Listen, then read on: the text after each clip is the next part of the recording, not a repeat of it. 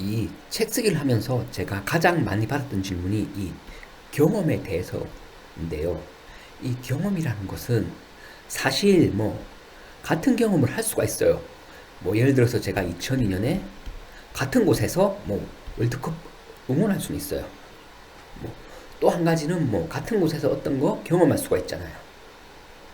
뭐 남자 같은 경우는 군 생활도 있을 수도 있고 뭐 학교 같은 학창 시절 보냈을 때도 어떤 것. 또 하나는 같은 사건을 겪을 수도 있는데 여기서 중요한 건 뭐냐? 바로 네, 이 경험을 통해 깨달은 것은 각자가 달라요. 즉 이 말은 이 기억을 각자가 다르게 한다는 거예요.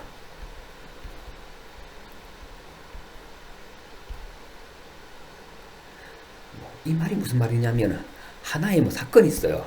예를 들어 가지고 뭐 친구와 다툰 사건이 있는데 뭐 이런 게 있죠. 나는 누구 때문에 했다. 누구 원인이 뭐 친구는 이거다. 뭐 다를 수도 있고요. 뭐 제가 동생하고 싸웠을 때도 뭐 나는 그냥 동생이 기분 나쁘게 굴어서 그랬다. 동생은 형이 뭐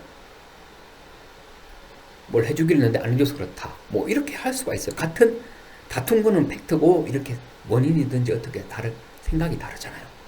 이런 것처럼 경험도 개인마다 다를 수가 있어요.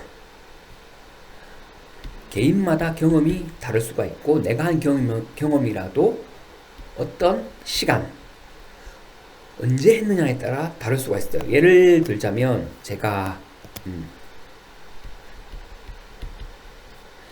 정동진을 겨울에도 가보고 여름에도 가봤어요.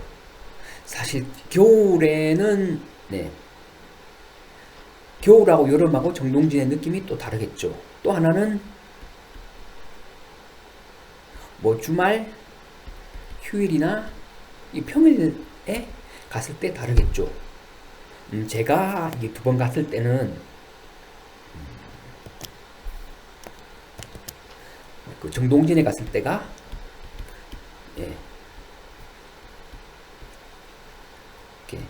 겨울 여름도 갔지만 여름에 주말 평일 갔었거든요. 이 당시가 휴가였는데 평일에는 사람이 없어 너무 조용해요. 조용한 느낌 있어. 밤바다가. 그런데 주말에는 좀 사람들이 왁자지껄해가지고 그만의 매력이 있는데 이런 거 언제 가고 어느 때 갔느냐에 따라 또 다른 거예요. 이런 것처럼 내가 같은 장소에 가도 다를 수가 있다는 게 이 경험인 겁니다. 그래서 이 경험은 누구나 다르게 갈 수가 있겠죠. 뭐 여름이라도 평일 가거나 주말 가거나 하지만 이런 것을 통해서 깨닫는 것은 개인마다 다른 거예요. 뭐 어떤 사람은 여름 뭐 주말이 괜찮네 할 수도 있고 여름에 평일에 뭐 조용하고 뭐 별 보면서 뭐 또 좀 뭐 기분 안 좋아하는데 좀 정리할 수가 있겠다 이런 생각도 들 수가 있는 부분이 있기 때문에 이런 경험이라는 것은 결국은 경험을 통해 깨달은 것입니다.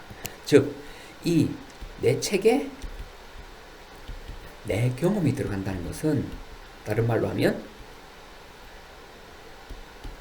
경험을 통해 깨달은 것이 들어갑니다.